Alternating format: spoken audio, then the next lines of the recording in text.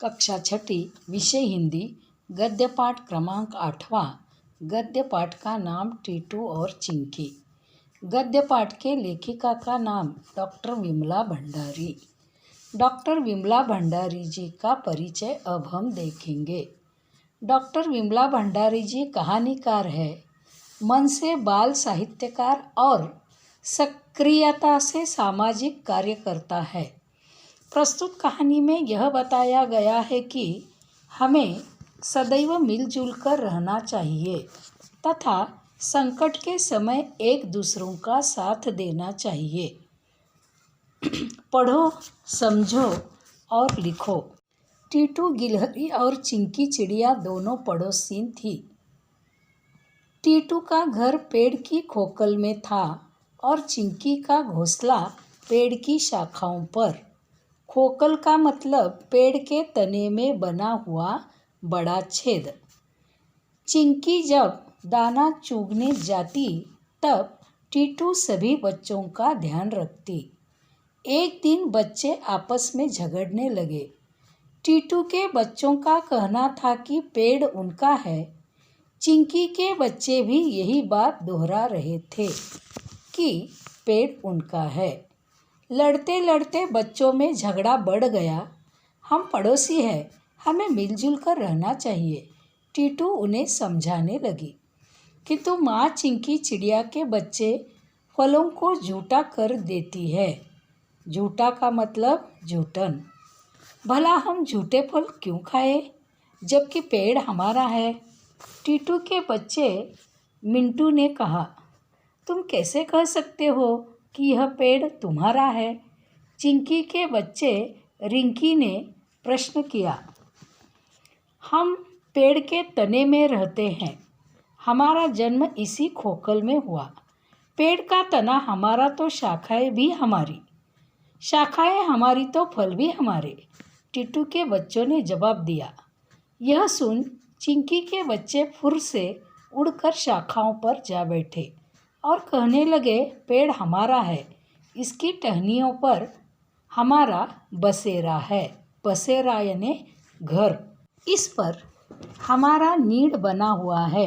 नीड़ का मतलब घोंसला, जिसमें हमने आंखें खोली।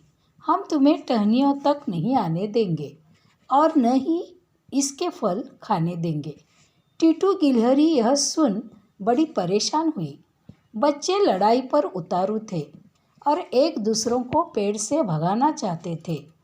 टीटू गिलहरी उन्हें समझाने लगी, बच्चों, बात उस समय की है जब तुम लोगों का जन्म हुआ ही था और चिंकी ने अंडे दिए।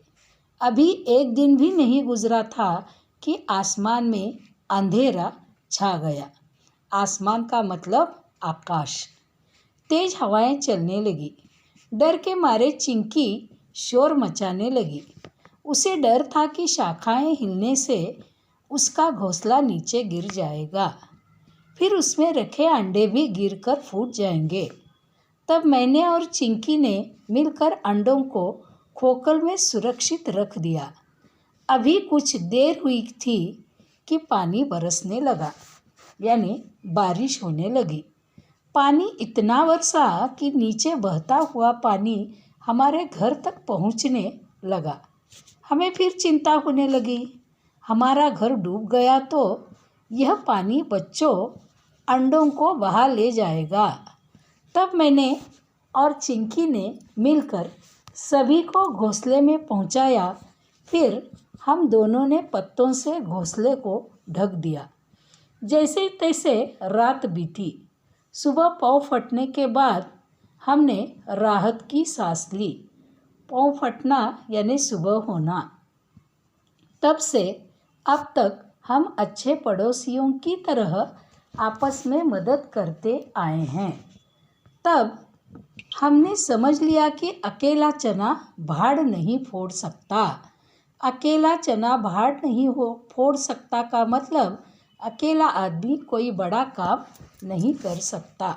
बच्चे कहने लगे, चिंकी चिड़िया को यह पेड़ छोड़ना होगा, अपने बच्चों के साथ कहीं और चली जाए।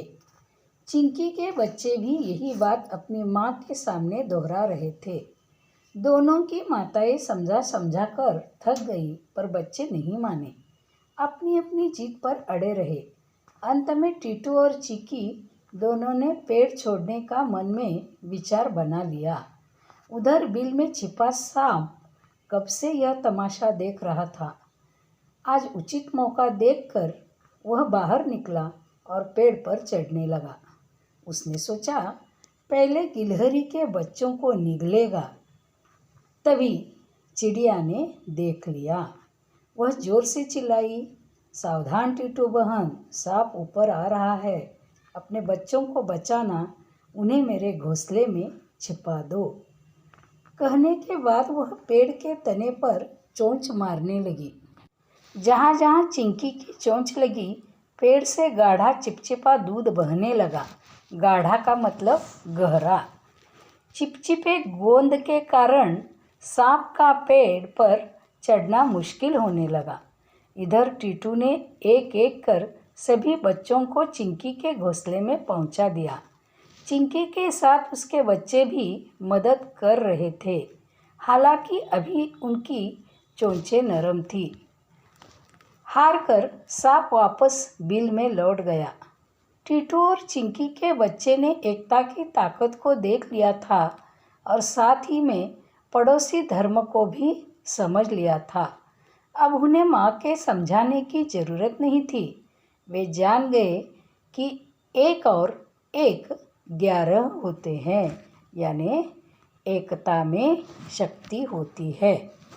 धन्यवाद।